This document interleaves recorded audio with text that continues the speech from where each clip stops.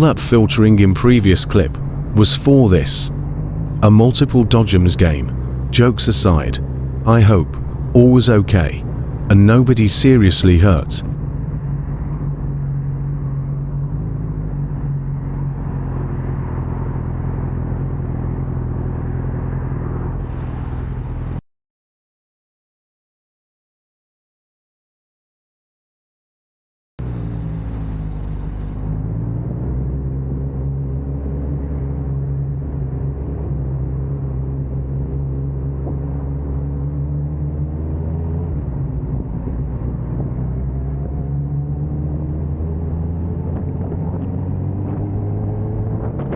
Let's put something into perspective.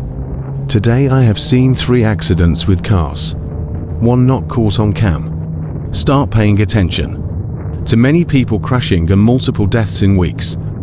Put those phones down. A text ain't more important than someone's life. Don't do makeup while driving. Keep your eyes on the roads. Everyone wants to get home. Don't make it your fault. That makes it so someone doesn't. You have to live with that. Do you think you could?